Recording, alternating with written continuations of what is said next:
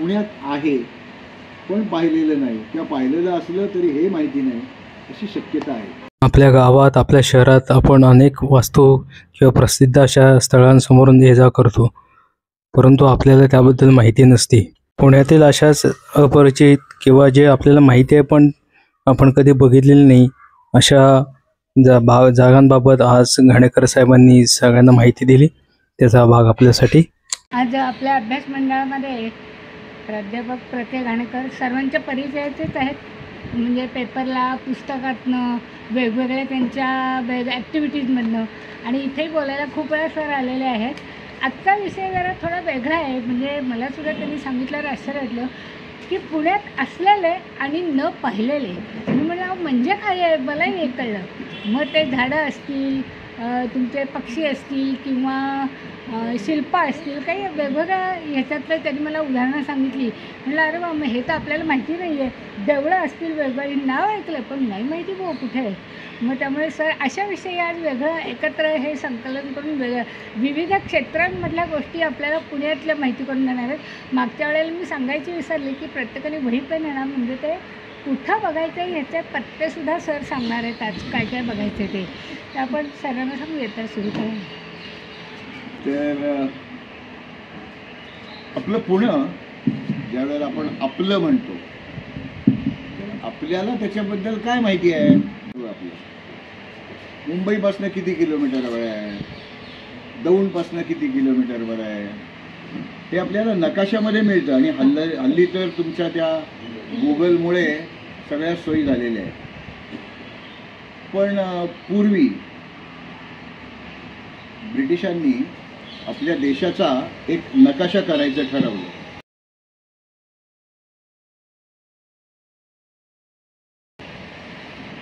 त्यासाठी मोजमापं घ्यायला पाहिजेत. म्हणजे मोजमापं घेताना त्यांनी काही गावं निवडली आणि तिथे एक एक दगड फोडला. नशीब त्याला कोणी नारळ फोडत नाही किंवा काही असं काही होत नाही त्याचं, ते पावत नसतील कदाचित. तर तसे 80 दगड भारतामध्ये त्यांनी रोवले. त्याला ते 0 माईल स्टोन असं म्हणतात. त्याच्यामध्ये 0 माईल स्टोन असं म्हणतात. त्यातला पुण्यातला जो 0 माईल स्टोन आहे हे असं प्रत्येक वेळा विचारणार नाही हे कोणी कोणी पाहिलं आहे हात वर करा असं मी काही म्हणणार नाही. ज्यांनी पाहिलं असेल त्यांनी सोडून द्या, त्यांनी पाहिलं नसेल त्यांनी ते पाहायला जा. आणि मला मॅडम म्हणाल्या होत्या की आपण असं करू त्याचे फोटो काढू आणि या इथे जसं जिंजीच्या वेळेला आपण पाहिले होते तसं पाहूया. मी म्हटलं मी जिंजीचं एवढं पोटतिडकीनी बोललो, किती जण जिंजीला जाऊन आले. तर काय कोणी माझ्याकडे नोंद नाही तशी कोणी गेली इतिहासात वाचलेला आहे. हां, तर मग हे जर मी इथेच दाखवून टाकलं 0 माईल स्टोन काय आहे तर मग तुम्ही ते पाहायला जाणार नाही. पुण्यातल्या पुण्यात आहे. एखाद दिवशी सकाळी दुपारी आता सध्या नाही पण नंतर किंवा तरी संध्याकाळी असं तिथे जाऊन येता येतील अशी सगळी ठिकाणं असणार आहेत. तर पुण्यामधलं जे मुख्य पोस्ट ऑफिस आहे त्याला GPO जनरल पोस्ट ऑफिस असं म्हणतात. आणि सर्वसाधारणपणे मी अपवाद आहे तेही सांगणार आहे. हे 0 माईल स्टोन्स हे त्या त्या गावाच्या GPO समोर रोवलेले असतात. त्याप्रमाणे पुण्याचा 0 माईल स्टोन हा पुण्यातलं जे GPO आहे म्हणजे साधू वासवानी मार्ग तिथे तो आहे. कोणीतरी एक दगड पुरला, आपण कशाला जायचं पाहिला ते. तर हा भारताच्या कार्टोग्राफी म्हणजे नकाशांकन यातला एक ऐतिहासिक महत्त्वाचा साक्षीदार आहे, म्हणून तो आपण पाहिला पाहिजे. काय होतं ज्या वेळेला 1872-73च्या सुमाराला हा दगड त्या ठिकाणी रोवला गेला. त्या भागात काही फारसे लोक जात नव्हते, किंबहुना कॅन्टोन्मेंटमध्ये जाणं याच्यावर सुद्धा काही निर्बंध होते. 1872. तर त्यावेळेला तो दगड तिथे पुरला आणि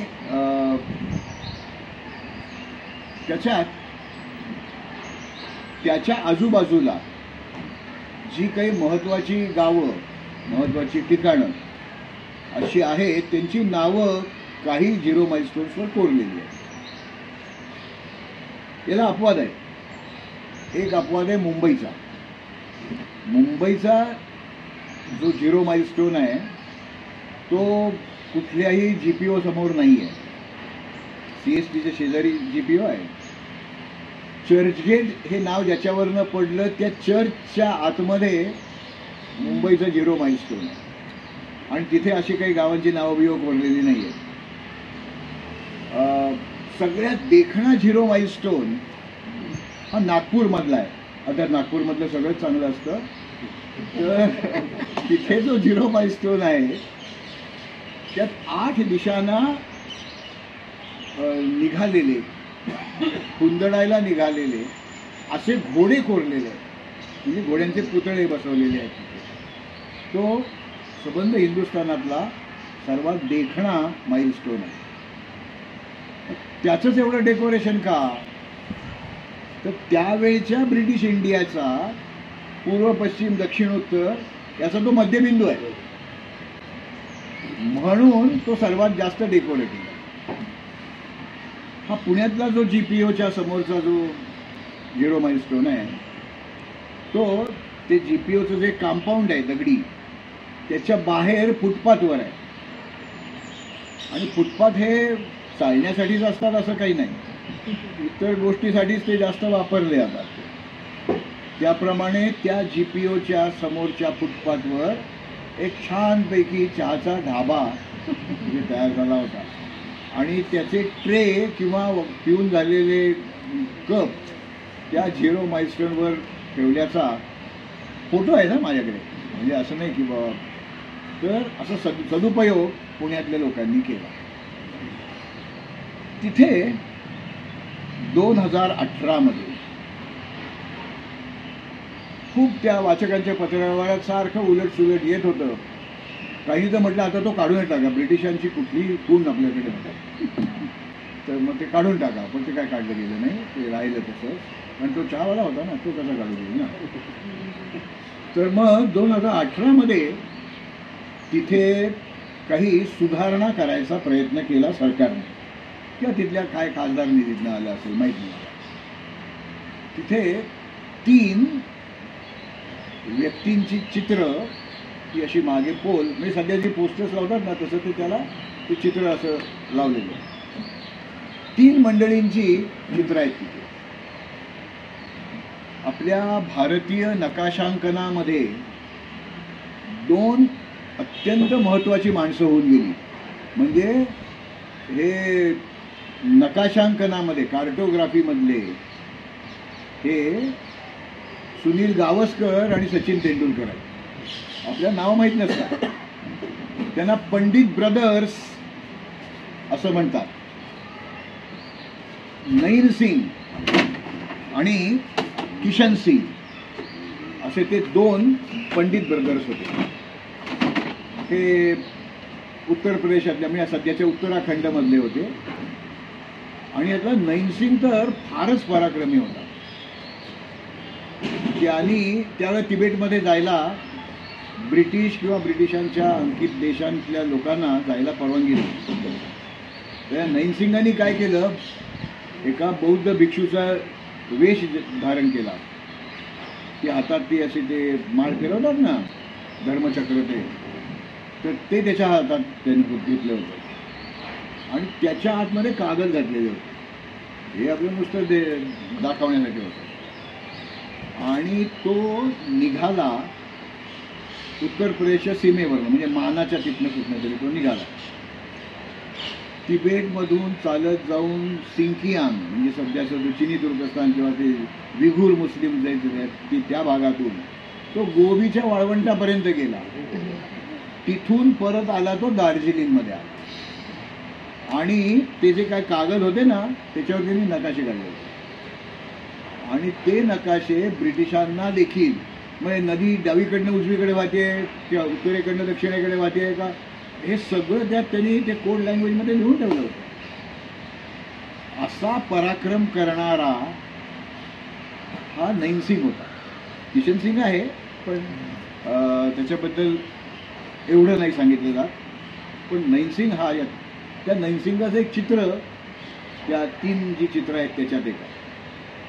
दुसरं जे तिथे चित्र लावलं आहे ते राधानाथ सिकदर या माणसाचं लावलं. कोण होता राधानाथ सिकदर?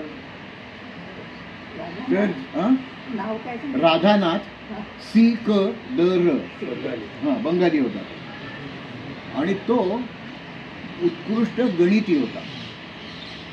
आता त्या गणितीचा याचा कशा काही संबंध आहे का? तर आहे. ज्या वेळेला ब्रिटिशांनी ट्रिग्नोमेट्रिकल सर्वे केला भारताचा, त्यावेळेला एखाद्या ठिकाणाची उंची किती आहे हे 8-10 ठिकाणांवरनं ती रेकॉर्ड्स घ्यायची. मग त्याची काही विशिष्ट पद्धतीने आकडेमोड करायची आणि मग त्या ठिकाणाची उंची ठरवायची. त्याच्या आधी काही लोकांनी सर्वे केलेले असायचे की हे शिखर जरा उंच दिसत आहे, इथे काहीतरी खिंड आहे, इथे काहीतरी अमुक आहे, असं ते त्या नकाशामध्ये लिहून ठेवलेलं असायचं. तसं त्या राधानाथ सिकदरनी त्याच्याकडे जे काही आलं त्याच्यामध्ये XV, X म्हणजे 10, V म्हणजे 15, V म्हणजे Xच्या पुढे V म्हणजे 15. तर 15 नावाचं जे शिखर होतं ते शिखर जगातलं सर्वात उंच शिखर आहे हे त्या आकडेमोड करून त्यांनी त्याचा जो बॉस होता अँड्र्यू वॉन त्याला सांगितलं. तर त्यांनी ते 2दा-3दा तपासलं आणि मग ते सर्वोच्च शिखर आहे जगातलं असं ठरलं. म्हणजे गणिती पद्धतीने एव्हरेस्टची उंची ठरवणारा हा भारतीय माणूस होता. म्हणजे कार्टोग्राफीतला एक खूप वेगळा विक्रम केलेला माणूस आहे. तर त्याचं चित्र तिथे आहे. एव्हरेस्टला त्याचं नाव काय होतं? कसं आहे, मी माझ्या एव्हरेस्ट राजा हिमशिखरांचा नावाचं पुस्तक आहे त्यात हे खूप तपशिलांनी लिहिलं आहे. तर हे सगळं क्रेडिट त्याला नाही देता येणार, कारण ज्यांनी ती मोजणी केली त्यांनी केली म्हणून याला कॅल्क्युलेशन करून ते ठरवता आलं. आणि त्यात मग काही अँग्लो इंडियन होते, काही मुस्लिम होते, काही आणखीन तिकडचे बौद्ध होते. त्यामुळे नेमकं श्रेय कोणाला द्यायचं याच्यावर वाद झाले असते. आता त्या एव्हरेस्टचं नामकरण असं एक चॅप्टर माझ्या पुस्तकात मी लिहिलेलं आहे. त्यात शैल राधानाथ या नावाचं एक मराठी पुस्तक आहे बरं का. हां, आणि ते आगाशे नावाचे बुलढाण्याचे लेखक आहेत, त्यांनी ते लिहिलेलं पुस्तक आहे. तर एव्हरेस्टला शैल म्हणजे माउंट एव्हरेस्ट, शैल राधानाथ असं तिने नाव त्याला वापरायचा प्रयत्न केला. पण तो भाग मी आणखीन बघलं जाईल त्याच्यापेक्षापासून. तर ज्याचं नाव दिलं गेलं एव्हरेस्ट, जॉर्ज एव्हरेस्ट, तो या ट्रिग्नोमेट्रिकल सर्वे ऑफ इंडियाचा पहिला डायरेक्टर. आणि त्याच्या प्रेरणेने, खरं लॅम्प्टनच्या प्रेरणेने सुरू झालं, पण एव्हरेस्टच्या कारकिर्दीमध्ये ते काम खूप पुढे गेलं होतं. त्यामुळे त्या एव्हरेस्टचं चित्र तिथे लावलेलं. तो जो 0 माइलस्टोन आहे तो जेमतेम 1-1.5 फूट उंचीचा आहे आणि जेवढा जमिनीच्या वर आहे त्याच्या निम्मा जमिनीत पुरलेला आहे, म्हणजे तो हलू नये याबद्दल म्हणून. तर लॅम्प्टनचं नाव मी घेतलं म्हणून त्याची थोडीशी गंमत सांगतो. हिंगणघाट म्हणून जे विदर्भामध्ये गाव आहे, तिथे जी सिमेट्री आहे, तिथे जी ख्रिश्चनांची दफनभूमी आहे, तिथे त्या हिंगणघाटात त्याचं निधन झालं होतं आणि त्याचं स्मारक खडग तिथे त्या लॅम्प्टनचं आहे, ज्यांनी ट्रिग्नोमेट्रिकल सर्वे ऑफ इंडिया ची सुरुवात केली. तर त्याच्यामुळे या 0 माइलस्टोनला जास्त उठाव येईल, लोकांचं कुतूहल जागृत होईल अशी कल्पना होती. पण कुतूहल जागृत झालं की ज्ञान मिळतं, हे असं नको. म्हणून त्या सो कॉल्ड चित्र किंवा शिल्पांची छानपैकी मोडतोड केलेली. हे 18 साली बसवलं, 20 साली मोडतोड झाली, काहीतरी डागडुजी केली, परत 21 साली मोडतोड केली. इतकाला उत्तर नाही. नंतर त्या ट्रिग्नोमेट्रिकल सर्वे ऑफ इंडियाची एक काय म्हणू आपण लेख लिहिलेली लादी त्या फुटपाथवर तिथे बसवलेली आहे त्या 0 माइलस्टोनच्या समोर.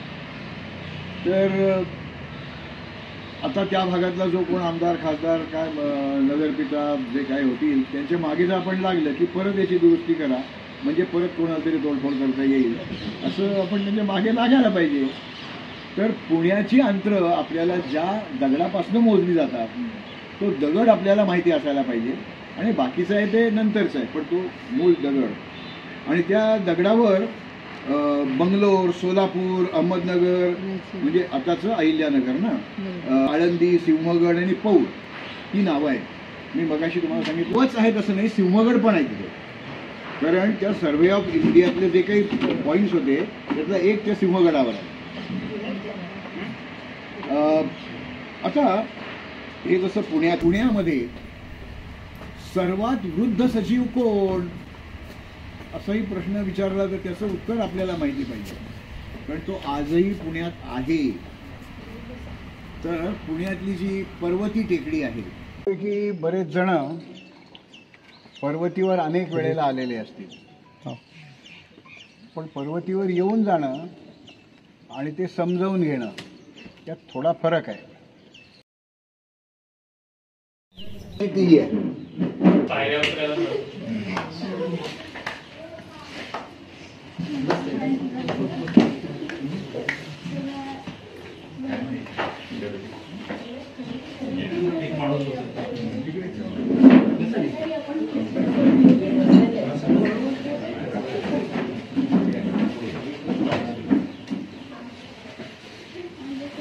इथे आपण एक झाड पाहायला जाणार आहोत. पुण्यातला सर्वात वृद्ध सजीव असा तो पाहायला जाणार आहोत. त्याचं वय किमान 350 ते 350 वर्ष आहे. त्याचा 1890 साली काढलेला फोटो आहे. हा इथे दुसऱ्या बाजीरावांनी बांधलेला वाडा, हे माधव विष्णूचं मंदिर, हे कार्तिकेयाचं मंदिर आणि हा पेशव्यांचा वाडा, हा ज्याच्यात आपण आता आहोत तो. तर त्या वाड्याच्या तुलनेमध्ये हे झाड किती उंच आहे हे आता थोडस मला वनस्पतीशास्त्रातलं कळत असल्यामुळे ते झाड किती वाढू शकतं हा फोटो घेऊन मी तिथे वर गेलो आणि कुठला फोटो काढला त्या जागेत तो फोटो धरून त्याची आता उंची 1.5 मीटर फक्त जास्त वाढलेली आहे.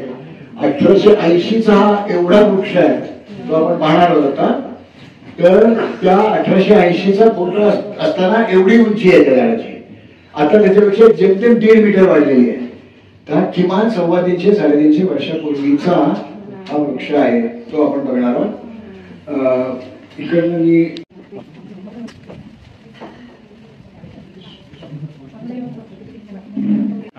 काही आता सांगितलं आवाज तुम्हाला ऐकू येतोय येईपर्यंत काही मी थांबत नाही. आपल्याकडे असंख्य परदेशी वृक्ष आलेले आहेत किंवा आपल्याकडे जे सुंदर फुलांचे वृक्ष आहेत त्याची नावं घेतली तर ते सगळे परदेशी आहेत असं समजा तुम्ही. आपल्याकडे त्यातले काहींची फुलं देवाला चालतात, काहींची नाही चालत. का चालत नाहीत माहित नाही मला. तर त्यातला हा दक्षिण अमेरिकेतनं आलेला हा मूळचा वृक्ष. त्याचं नाव प्लुमेरिया ॲक्युटिफोलिया. त्याला मराठीमध्ये आपण पांढरा चाफा, क्षीरचंपक अशी नावं आहेत त्याला. तर याला पांढरी फुलं येतात आणि आता सीझन संपला त्याचा. कॉमन इंग्लिशमध्ये टोम्ड ट्री किंवा टेम्पल ट्री अशी नावं आहेत. पांढरा चाफा आपण त्याला मराठीत म्हणतो. आता अनेक चाफेकर आहेत, एकमेकांचा दुसऱ्याशी काहीही संबंध नाही. जसा चापेकर आणि चाफेकर फरक आहे तसं हे आहे. हा पांढऱ्या फुलाचा आहे. याच्यात एक अजून मिळते प्लुमेरिया रुब्रा म्हणून, ती लाल फुलाची असते, व्हरायटी वेगळी आहे. अजून एक त्याच्यामध्ये बालगंधर्वाच्या आवारामध्ये एक लावलेला आहे, ते आणखी वेगळं आहे. तर असे वेगवेगळे हे पांढऱ्या चाफ्याचे प्रकार आहेत. तर हा याचा फोटोच मुळे 1890चा उपलब्ध असल्यामुळे आपल्याला याचं वय सांगता येतं. तर पुण्यात याच्यापेक्षा वृद्ध सजीव नाही. हा पुण्यातला सर्वात वृद्ध सजीव म्हणजे खापर खापर खापर पणजोबा असा तो वृक्ष आहे. आणि हे वृक्ष ज्या वेळेला खूप म्हातारे व्हायला लागतात त्यावेळेला त्यांना इथे पारंब्यांसारखं आलेलं दिसतंय बघा तुम्हाला. तर आता मध्ये यातल्या बऱ्याच पारंब्या काढल्या आपण, तर त्या पारंब्यांसारखं आलेलं असतं आणि हे परदेशी वृक्ष आहे त्यामुळे याला फळं येत नाहीत आपल्याकडे. मी आत्तापर्यंत माझ्या बॉटनी शिकवायच्या सर्व्हिस 40 वर्षामध्ये मी फक्त एकदाच याची शेंग बघितलेली आहे आणि ते एका फुलातनं 2 शेंगा येतात, एका फुलामुळे 2 शेंगा येतात. तर ते खूप रेअर आहे. पण हा प्लमेरिया ॲक्युटिफोलिया. त्या पर्वतीवर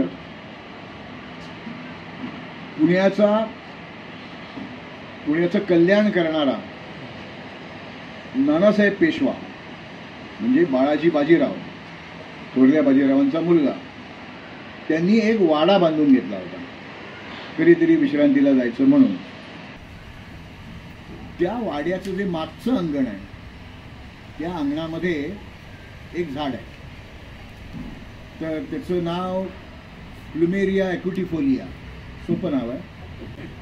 तर त्याचं आपलं मराठीतलं नाव पांढरा चाफा, पांढरा चाफा, क्षीरचंपक असंही त्याला म्हटलं जातं. तर नाही का, ते पांढऱ्या चाफ्याचं झाड हे देशी झाड नाही आहे, हे दक्षिण अमेरिकेतलं मूळचं झाड आहे. आणि हे चाफा जरी म्हटलं तरी हे चाफेकर वेगवेगळे आहेत. पांढरा चाफा, पिवळा किंवा सोनचाफा, हिरवा चाफा, हे वेगवेगळ्या वनस्पती गटातली मंडळी आहे. पण हा जो प्लुमेरिया आहे हा परदेशी आहे.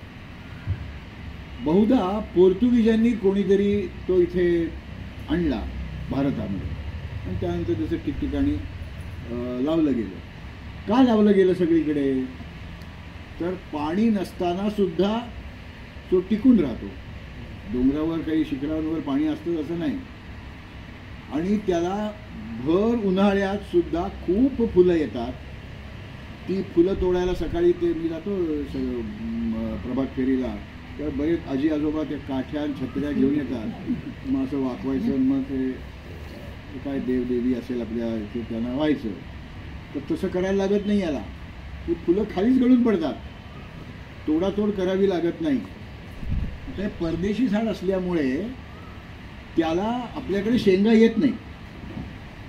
त्याला शेंगांची एक जोडी येते नेहमी, तर ती याला येत नाही. पण जर कधी कुठे आली तर मग त्या काळ्या जादूमध्ये त्याचा वापर केला जातो. हां, तर कारण दुर्मिळ आहे ना, तर ते तसं वापरलं जातं. या चाफ्याच्या झाडाचा 1880 सालचा फोटो उपलब्ध आहे आणि तो त्या नानासाहेब पेशव्यांच्या वाड्यामध्ये लावलेला आहे. आणि तो फोटो फ्रेम जरा खराब झाली होती, ती बदलताना मी पेशव्यांना म्हटलं की मला तो फोटो पाहायचा आहे हातात घेऊन, म्हणजे काच आहे समोर, तर तो त्याच्याशिवाय मला पाहायचा आहे. तर त्या फोटोच्या मागे त्या फोटोग्राफरने 1882 असं लिहून पण ठेवलेलं आहे. हां, तर तो फोटो तिथे आहे. सॉरी, 1880 सालचा तो फोटो आहे. आता तो फोटो मी घेतला आणि पर्वतीवर हिंडायला लागलो. या कुठून काढला असेल तर ते देवदेवेश्वर संस्थांची जी तटबंदी आहे, त्या तटबंदीवरची एक जागा मला अशी दिसली की इथे मी तो फोटो असा धरला तर बरोबर त्यातलं सगळं जुळत होतं. आणि त्याच्यात जी उंची आहे फोटोमध्ये त्याच्यापेक्षा 1 मीटर उंची जास्त आहे. हां, म्हणजे ग्राउंड फ्लोअर फर्स्ट फ्लोअरच्या खिडकीच्या तिथपर्यंत त्यावेळेचा तो फोटोमध्ये वाढलेला चाफा आहे. त्यानंतर आता एक 2.5-3 फूट 1 मीटर. तर 1882 ते 2022 एवढ्या काळात एवढी उंची वाढली आहे. म्हणजे सबंध झाडाची उंची किती वाढली असेल असं एक उलटं सुलटं गणित केलं तर आपल्याला ते साधारणपणे अंदाज येतो. आणि जर चाफा खूप जुना झालेला असेल तर जशी वडाला पारंब्या येतात तसं काहीतरी मुळांसारखं मिळत येईल. तर त्या पारंब्या आल्यासारखं दिसतं, पण ते विद्रूप दिसतं म्हणून ते बरेच वेळा ते काढून टाकतात, कापून टाकतात. तर तो पुण्यातला साधारणपणे 300-325 वर्षापूर्वी लागला गेलेला आणि अजून जिवंत असलेला असा एक सजीव आहे. तर ही गोष्टही आपल्याला माहिती असायला पाहिजे. पर्वतीवर रोज 2-4 वेळा वर खाली करणारे पण लोक आहेत. एकदा त्या माझ्या हेरिटेज वॉकला काय सांगतोय बडबड करतोय तर त्यात ती मंडळी घुसली आणि ते म्हणाले अहो मी 25 वर्ष येतो हे मला माहितीच नाही. तर ते आणि माझं पर्वतीवरचं जे पुस्तक आहे त्या पुस्तकात मी ते दोन्ही फोटो छापले. चाफ्याच्या झाडाचाही फोटो छापला आहे आणि तो जो 1880 सालचा जो फोटो आहे तोही छापला आहे. त्यामुळे तुम्हालाही ते टॅली करायचं असेल तर करता येईल. तर पुण्यामध्ये आहे, पुण्याच्या दृष्टीने खूप वेगळं आहे, आपल्याला माहिती असायला काहीच हरकत नाही. प्रत्येक वेळेला पाहुणे आले की त्यांना पर्वती, शनिवारवाडा, तुळशीबाग एवढंच नाही हे सुद्धा दाखवायला काही हरकत नाही ना की हे बघा हे पुण्यातला सर्वात वृद्ध सचिव. आणि तशी पाठी लावली पाहिजे की हा पुण्यातला सर्वात वृद्ध असा सजीव आहे. पण त्याच्यापेक्षा जुनं काही आहे का नाही हे माहीत नाही आपल्याला. मी सर्वसामान्य येते. विठ्ठलाचं देऊळ आणि म्युझियम याच्यामध्ये जो आहे तिथे उजव्या हाताला वळायचं आणि डावीकडे वळायचं. याचं रिजनरेशन कसं काय होतं पण त्याची कुठची फांदी तोडली आणि जमिनीत लावली की लगेच त्याला रूटिंग होतं. त्यामुळे व्हेजिटेटिव्ह प्रॉपगेशन हेच त्याचं आहे. पांढऱ्या चाफ्याला पण असोसिएशन जरा चांगली नाही आहे ढोरचाफा म्हणतात काय काय पांढऱ्या चाफ्याबद्दल बोलायला लागलं तर तासभर तेच मला सांगायला. पण मी त्यातले परत म्हणजे तुम्ही आठवण केली म्हणून सांगतो.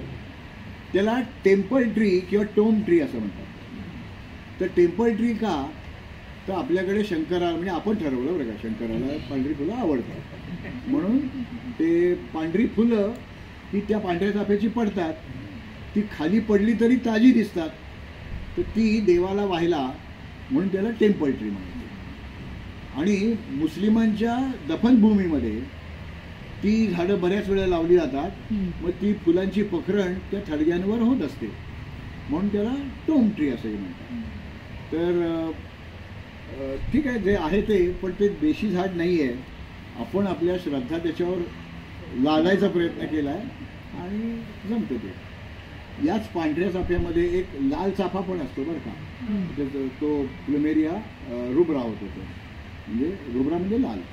तर तो लाल चाफा तो याचा सख्खा भाऊ आहे. प्लुमेरिया ॲक्युटिफोलिया व्हरायटी रुब्रा अशी ती त्याचं नाव आहे. आता पुण्यामध्ये ज्यावेळेला आपण पुणं म्हणतो त्यावेळेला कोणचं पुणं असा जर प्रश्न विचारला तर आपली फार गडबड होते. 500च्या पूर्वीचं पुणं का पेशवाईच्या अखेरीचं पुणं का शिवकाळातलं पुणं का सातवाहन काळातलं पुणं आपल्याला ते ठरवावं लागेल. तर 12व्या शतकामध्ये पुण्यामध्ये एक बऱ्या अरब किंवा बडा अरब या नावाचा एक सुभेदार होता. म्हणजे प्रत्यक्षात तो चाकणला त्याचं डेप्युटेशन होतं पण चाकण मोठं गाव होतं, पुनवडी हे छोटं गाव होतं.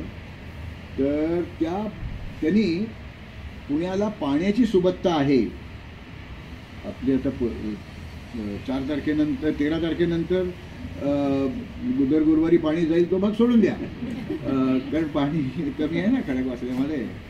तर तरीसुद्धा पुण्याला पाण्याची सुबत्ता आहे. तेव्हा आपण पुण्यामध्ये यावं आणि इथून राज्य करावं म्हणून त्यांनी पुण्याला एक कोट बांधला. कोट बांधला आणि त्या कोटाचे अवशेष काही ठिकाणी अजून दिसतात बरं का. तर त्याला किले हिसार असं त्याला त्या कोटाला नाव होतं. आता मी काय माझे डेव्हिएशन्सच जास्त होतात पण शनिवारवाडा हे फार अफलातून प्रकरण आहे. शनिवारवाड्याच्या दिल्ली दरवाजाकडे तोंड करून उभं राहायचं. मग उजव्या हाताला एक कोपऱ्यावर बुरुज आहे. तिथे फुटपाथ खूप रुंद आहे. 1 फूट रुंद असला फुटपाथ आहे त्या बुरुजाच्या तिथे. त्या बुरुजाला वळसा घालायचा आणि त्या बुरुजाची मागची बाजू तिथून तो तट पाहायचा.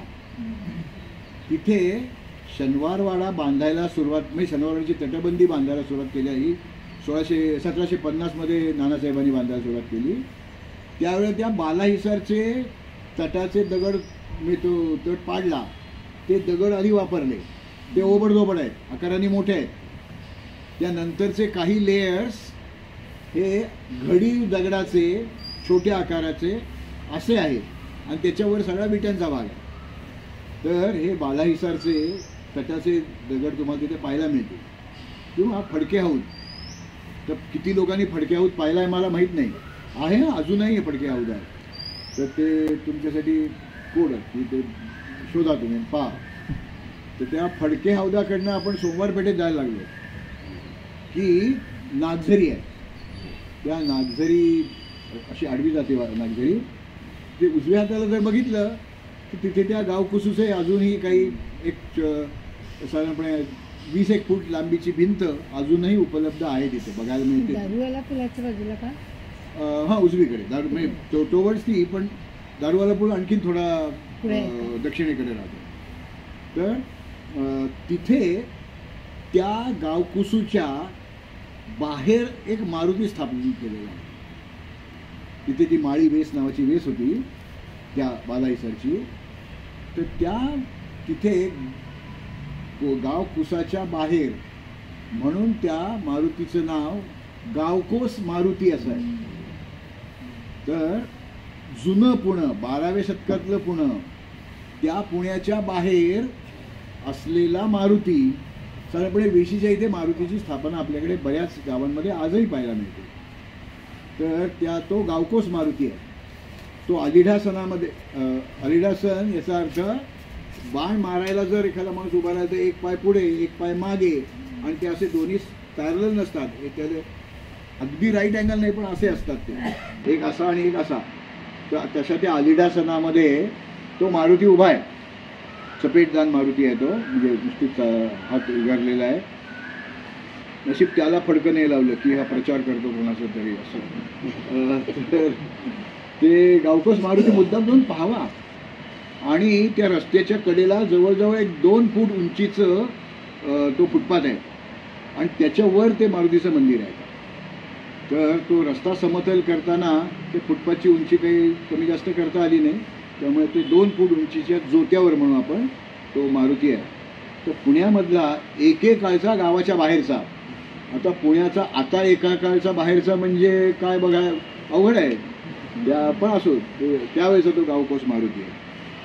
आता पुणं हे एक पवित्र क्षेत्र असं मानलं जात होतं, कारण मुळा आणि मुठा या 2 नद्यांचे संगम तिथे होतात, या संगमाच्या इथे. पण तिथेच पूर्वीचं एक संगमेश्वराचं मंदिर आहे, ते पेशवाई काळातलं आहे. पण त्या ठिकाणी वस्ती नाही आहे, ती वस्ती कसबा पेठेत आहे, प्राचीन वस्ती. म्हणजे आमचे पांडुरंग बलकवडे किंवा आम्ही बाळासाहेब म्हणतो त्यांना, त्यांनी तिथे जी काही नवीन घरं बांधली गेली त्या ते पाया खणताना तिथे खड्ड्यात उतरायचे आणि बघायचे. त्यांना सातवाहनकालीन अवशेष मिळाले. तर सातवाहनकालीन पांढरीचं टेकाड तिथे होतं, त्या टेकाडावर वस्ती होत होत होत सध्याची कसबा पेठ तिथे आहे आता. तर त्या भागामध्ये जुन्या पुण्याची वस्ती होती जी आता गावकुसू सोडून बाहेर यायला लागली. त्यावेळेला एखादा माणूस काही धर्मकृत्य करताना, सामाजिक काम करताना, लढाई करताना एखाद्या माणसाला मृत्यू आला तर त्याच्या स्मरणार्थ एक, ज्याला आता हिरो स्टोन असं म्हणतात, वीरगळ असं म्हणतात, वीरगळी नाही वीरगळ, हां. आणि तो वीरगळ असं ते काय हल्ली ते लिहिताना खूप लोक काही करतात, तसं नाही, तो वीरगळ असतो, वीरगळी नसते. तो वीर गळून पडला तिथे तो त्याच्या स्मरणशिळा म्हणून आपण. कर्नाटकातल्या अशा वीरगळांवर लेख लिहिलेले आहेत, कोणाच्या नावाने हा वीरगळ उभारलाय, केव्हा उभारलाय असं. महाराष्ट्रात मी जे काही 100-200 वीरगळ पाहिले असतील, त्याच्यामध्ये वेंगुर्ल्याजवळ मठ नावाचं एक गाव आहे, मांगल्याचा मठ असं त्याला म्हणतात. तो मांगली सावंत म्हणजे सावंतवाडीकर भोसल्यांचा तो पूर्वज, त्याचं ते स्मारक आहे, तो वीरगळ आहे. आणि त्या वीरगळावर लेख आहे, मराठीतच लेख आहे.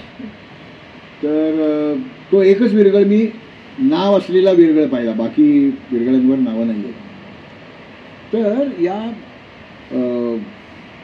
कसबा पेठेमध्ये झांबरे पाटील नावाचे या गावाचे पाटील होते, त्या पुनवडी गावाचे. त्या झांबरे पाटलांची एक चावडी होती. आता तो झांबरे पाटील चावडी चौक मध्ये एक असा इलेक्ट्रिकचा खांब आहे, त्याला ते छान दिवे लावले की उजेड भरपूर पडतो तिथे. तर तिथे एक विरगळ आहे,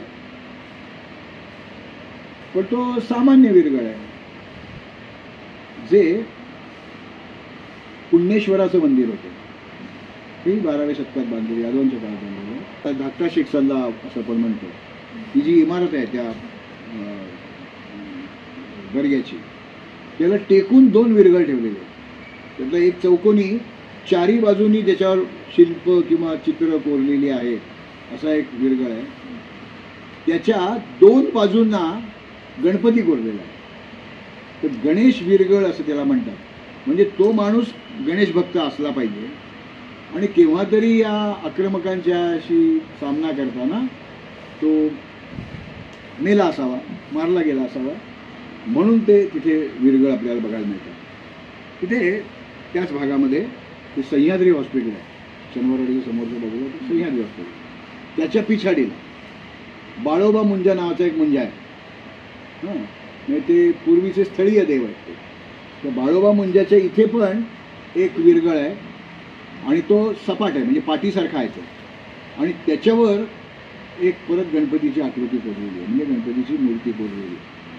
तर असे पुण्यातले हे 2 विरगळ आहेत की याच्यावर गणेश शिल्प बघायला मिळतं, म्हणून त्यांना गणेश विरगळ असं म्हटलं जातं. केव्हा तरी जमलं आपल्याला तर आपण या हे असले विरगळ, सती स्टोन, गद्देगाळ याच्यावर बोलूया आपण. आणि मग त्यावेळेला जरा वेगळं काहीतरी तुम्हाला ऐकायला बघायला बघू आपण, त्यावेळेला दाखवू त्यावेळेला काहीतरी. तर हे विरगळ महत्त्वाचे का, तर पुण्यामध्ये कोणकोणत्या देवांची पूजा प्राचीन काळापासून केली जाते त्यात गणपती नक्की आहे. कारण हा 12व्या शतकाच्या आधीचा विरगळ आहे.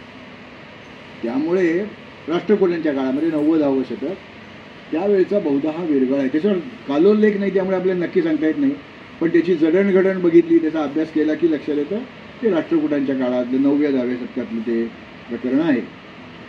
तर इथे गणेश पूजनाची परंपरा इतकी प्राचीन आहे हे आपल्याला या गणेश विरगळावरनं आपल्याला सांगता येतं. आता पुढचा धक्का जरा मोठा असणार आहे. तर तो असा आहे, मी तुम्हाला खऱ्या कसबा गणपतीची माहिती सांगणार. खऱ्या कसबा गणपतीची माहिती सांगणार. मी सांगतो हे नाही पटलं तर सोडून द्या, पटलं तर ते जाऊन बघून या. तो जो कसबा गणपती आहे, कसबा म्हणजे मूळ वस्ती असा अर्थ असतो. तर त्यावेळेच्या या कोटाच्या बाहेर, गाव बाला हिसारच्या बाहेर शिवाजी महाराजांनी आपला महाल म्हणजे ते वादग्रस्त विधान होईल, दादाजी कोंडेवानी ते बांधलं का नाही, पण तिथे एक लाल महाल नावाची एक वास्तू शिवाजी महाराजांच्या वास्तव्यासाठी बांधली गेली. आज जे काही लाल महाल बघतो ते काही नाही, ती ते धान्याच्या पोटावर होतं. त्या प्रचंड विस्तार म्हणजे 2-5 एकर क्षेत्रफळ असलेला तो त्यावेळेचा लाल महाल होता. त्या कुसाच्या जवळ ती तटबंदी नक्की कशी होती आपल्याला ते उकरल्याशिवाय कळणार नाही. आता ते बिल्डिंग झाल्यामुळे ते काय नाही कळत. पण तो कसबा गणपती याची पूर्वापार शिवपूर्व काळापासून मालकी, आता ज्यावेळेला एखादं देऊळ उभारलं जातं त्या देवळाच्यासाठी एक फुलबाग तयार केली जाते आणि त्या देवळाचा जो मालक असेल तो त्याच्याकडे ती फुलबागेची पण जागा असायची. तर ठकार नावाची मंडळी, हे आडघरे नाहीत. आडघरे म्हणजे मूळचे पुण्यात 8 माणसं आडनावाची माणसं राहत होती, त्यातले ठकार नाही आहे, पण तरी ते प्राचीन आहेत, खूप पिढ्यानपिढ्या तिथे वस्ती करणारे आहेत. तर त्या ठकारांच्यापैकी कोणीतरी त्यावेळेला बहुतेक ते गणेश भट्ट होते. जिजामातोश्रींनी आणि शिवबानी म्हणजे बाल शिवबा होता म्हणून शिवबा त्यांनी त्या कसबा गणपतीची पुनर्प्रतिष्ठापना केली अशी नोंद आपल्याला मिळते. तर तो जो काही परिसर होता तो सगळ्या ठकारांच्या मालकीचा होता. आवार पण खूप मोठं होतं. काही काळानंतर म्हणजे साधारणपणे 1909च्या सुमाराला त्या ठकारांना काहीतरी पैशाची गरज निर्माण झाली आणि त्यांनी त्या प्रॉपर्टीचा काही भाग जो अंगणासारखा मोकळा होता, बकळ होती, ती एकानं विकून टाकली. त्यांचं नाव श्रीधर विनायक मेंढजोगे. त्यानं ती जागा त्यांनी विकली आणि काही वर्षांनी म्हणजे 40-50 वर्षांनंतर त्या मेंढजोग्यांना पैशाची गरज होती म्हणून त्यांनी ती मोळावडे नावाचे एक घराणं आहे त्यांना ती जागा विकली. आता इतक्या जुन्या पडक्या छोट्याशा वास्तूत राहण्यापेक्षा आपण इथे छान मोठी इमारत बांधू आणि मग आपल्याला राहायला सोयीचं पडेल म्हणून त्या मोळावड्यांनी जो ठकारांच्या प्रॉपर्टीतला कसबा गणपतीपासून 50 फूट सुद्धा अंतर नाही आहे, म्हणजे ते सलगच ती जागा होती, तिथे ती त्यांचं जे घर होतं ते पाडलं आणि ते छोटंच होतं आणि त्या जागी पाया घ्यायला सुरुवात केली. त्यांना ती एक पायामध्ये भिंत मिळाली. त्या भिंतीमध्ये तळघरासारखं होतं ते, त्यात एक मोठा कोनाडा होता आणि त्या कोनाड्यात एक गणेश मूर्ती होती. तर शिवाजी महाराजांच्या म्हणजे 42च्या सुमाराला 1642च्या सुमाराला त्यांनी ज्यावेळेला कसबा गणपतीची प्रतिष्ठापना केली त्याही वेळेला जमिनीखाली असलेल्या तळघरातल्या कोनाड्यातून ती मूर्ती बाहेर काढून त्याची प्रतिष्ठापना केली अशी नोंद आपल्याला मिळते. नंतर साधारणपणे 1647च्या सुमाराला शिवाजी महाराज पुण्यातनं राजगडावर जाऊन राहायला लागले. 47 ते 72 ते तिकडेच राहिले. पुणे त्यांच्या ताब्यात नव्हतं. त्यावेळेला 2 आक्रमणं मोठी झालेली आपल्याला माहिती आहे. एक आहे शाहिस्तेखानाचं आणि तो तर त्या लालमहालच राहिला होता आणि दुसरं स्वतः औरंगजेबाचं. तर अशा अतिक्रमणात ज्या देवस्थानाशी लोकांच्या भावना निगडीत आहेत ते सुरक्षित राहणं अवघड होतं. म्हणून परत त्याच तळघरात त्याच कोनाड्यात ती मूर्ती ठेवली गेली असणार, कारण ती मूर्ती खूप तिची जी काय जडणघडण आहे त्याच्यावरून ती खूप प्राचीन आहे. म्हणजे शिवपूर्वकालीन तर आहेच पण खूप प्राचीन मूर्ती आहे. साधारणपणे ती 2.5 फूट उंच आणि जवळजवळ 1.5 फूट रुंद अशी ती गणपतीची मूर्ती आहे. त्याचे जे तो चतुर्भुज गणपती आहे. 2 पुढचे हात आहेत ते त्याच्या मांडीवर तो गुडघा आहे त्या गुडघ्यावर ठेवलेले आहे, डावा आणि उजवा. आणि उजव्या हातात त्रिशूळ, डाव्या हातात पाश अशी आयुध त्याच्या हातामध्ये. त्याच्या डोक्यावर मुकुट नाही आहे, गंडस्थळासारखं ते आहे. म्हणजे एखादी गणेश मूर्ती प्राचीन आहे का त्याची काही गमकं असतात आणि जे आयकॉनोग्राफीचा अभ्यास करतात त्यांना ते लक्षात येतं की मूर्ती प्राचीन आहे का नाही. म्हणजे आता एखादा गणपती शिवकाळात घडवलेली मूर्ती असेल तर त्या गणपतीचे कान चौकोनी असतात. आता आज आपण चौकोनी कानाची मूर्ती घडवू शकतो, ती शिवकालीन नाही होणार. पण सर्वसाधारणपणे जी जुनी मूर्ती आपण पाहतो त्याच्या स्टाईल्सवरनं आपल्याला त्याचा काळ अदमासे ठरवता येतो. कालोल्लेख असेल तर प्रश्न येत नाही, पण नाहीतर हे ठरवायची गमकं असतात. तर गंडस्थळ म्हणजे मुकुटाविना असे गणपती ज्या काळात कोरले जात होते त्या काळातली ही मूर्ती आहे. आणि ह्या मूर्तीचं भाग्य असं की ती मूर्ती तिथे सापडली त्याची 8 फेब्रुवारी 2007 या दिवशी. पुण्यातला खरा कसबा गणपती आहे. आज ज्याला आपण कसबा गणपती मानतो त्याला गणेशाचा आकार नाही आहे. त्याला ते शेंदूर लावून सोंड बिन केलेलं आहे, पण तो मग त्याला ते काय म्हणायला लागले तांदळा आहे, म्हणजे अनघड असा तो आहे. तो तसं नाही आहे. त्या जागी काहीतरी असायला पाहिजे. हे शाहिस्तेखानाचं किंवा औरंगजेबाचं आक्रमण गेल्यानंतर कदाचित त्या लोकांना ती मूळची गणपतीची मूर्ती कुठे आहे माहीत नव्हतं, पण ती पुरलेली ज्यांनी पुरली त्यांनी सांगितलं नसेल, किंवा सांगितलं असेल तरी ते काय परागंदा झाले असतील, त्यामुळे ती मूर्ती तिथेच राहिली. आणि मग तिथे एक दगडाला शेंदूर बिंदूर लावून तर कसबा गणपती म्हणून आपण त्याची उपासना करतो. पावतो बरं का सगळ्यांना. तर हां आता कुठे आहे आता पुण्यामधले खूप लोक फॉरेन रिटर्न्ड असतात, तर त्यात काही नाविन्य नाही. पण पुण्यामध्ये असलेला एक सिंह आणि सिंहीण लंडनला जाऊन आले, 6 महिने मुक्काम केला लंडनमध्ये. तर काय झालं, आपल्याला स्वातंत्र्य मिळाल्यानंतर 50 सालाच्या आसपास, 52 सालाच्या आसपास एक इंडिया नावाचं प्रदर्शन भरवलं गेलं लंडनमध्ये. तर भारतातल्या वेगवेगळ्या प्रांतातल्या वेगवेगळ्या गोष्टी या तिथे मांडायचं ठरलं. तर त्यांना भारतीय सिंह आणि सिंहीण त्या इंडिया प्रदर्शनात मांडायचं होतं. तर जिवंत नेणं तर ती तितकी थंड हवा सिंहाला नाही सहन होत. वाघाला सहन होऊ शकेल पण सिंहाला नाही होणार, पण तो हॉट क्लायमेटमधलाच प्राणी आहे. मग कुठे पेंढा भरलेले सिंह सिंहीण आहेत का, तर त्यांनी खूप शोध घेतला. तर काही नसलं की पुण्याकडे लोक येतात.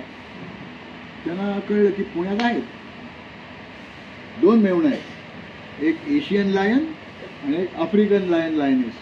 एशियन लायन लायनेस आणि म्हणजे गीरमधल्या त्या सिंहाचं, आणि एक आफ्रिकन लायन लायनेस. पेंढा भरलेले, अगदी जिवंत वाटते इतके छान टॅक्सीडर्मी झालेली आहे ती. शोकेस म्हणजे काचेची पेटी करून त्यात ठेवलेल्या आहेत, म्हणजे ते खराब व्हायची शक्यता नाही. म्हणजे टॅक्सीडर्मी केलेल्या गोष्टीवर नंतर बुरशी वाढू शकते, तर ती दमट हवेमध्ये ती होऊ नये म्हणून ते काचेची केस केली आहे. तर दिल्लीवरनं फतवा आला, दिल्लीचा फतवा मानावाच लागतो की आम्हाला हे तिकडे निघून जायचं. त्यावेळेला या महात्मा फुले वस्तू संग्रहालयातून, त्यावेळेचं नाव लॉर्ड रे म्युझियम, त्यावेळी ते मंडईमध्ये होतं, तर त्यानंतर ते कॉमनवेल्थमध्ये होतं, आणि नंतर आता इकडे गोले रोडवर आलं. आणि गंमत म्हणजे पुण्यात 2 महात्मा फुले वस्तू संग्रहालय आहेत बरं का. हां, केव्हा तरी पाहतो, किंवा आपण म्युझियम्सवर बोलू त्यावेळेला त्याच्याबद्दल मी सांगेन, दुसऱ्या फुले संग्रहालयाबद्दल.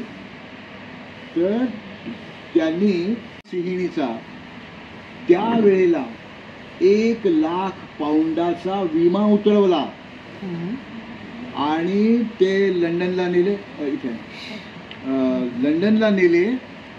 6 महिने ते प्रदर्शन झाल्यानंतर ते परत आले. म्हणजे फॉरेन रिटर्न सिंह आणि सिंहीण पुण्यातले हे लंडनमध्ये जाऊन आलेले आहेत. किती साली?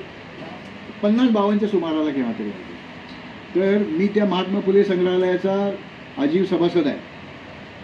त्यावेळेस ते गोबा सरदेसाई म्हणून त्याचे अभिरक्षक म्हणजे क्युरेटर जे होते, त्यांनी हे मला सांगितलं आहे. त्यांनी काही कागद पण दाखवले मला की आम्ही नेले, ते त्यांनी परत दिले, त्याची रिसिव्ह करते, सगळं आहे तिथे. ते माझं म्हणणं की हे माहिती पाहिजे की आमच्या इथली माणसंच जाऊन येतात असं नाही. पेंढा भरलेले का होईना पण पुण्यातले सिंहण सिंहीण इंग्लंडला जाऊन आले, आणि हे असं दुसऱ्या कुठच्याच टॅक्सीडर्मी केलेल्या गोष्टीबद्दल झालेलं नाही आहे. तर हे आपल्याला पुण्यात आहे पण पाहिलेलं नाही, किंवा पाहिलेलं असलं तरी हे माहिती नाही, अशी शक्यता आहे. पुणं हे अनेक गोष्टींसाठी प्रसिद्ध आहे. तसं पुणं दगडांसाठी प्रसिद्ध आहे. मी खऱ्या दगडांबद्दल म्हणतो, दगडांसाठी प्रसिद्ध आहे. पुण्याच्या आसपास काही जागा अशा आहेत की इथे अत्यंत उत्कृष्ट असे बांधकामासाठी वापरता येतील असे दगड आहेत.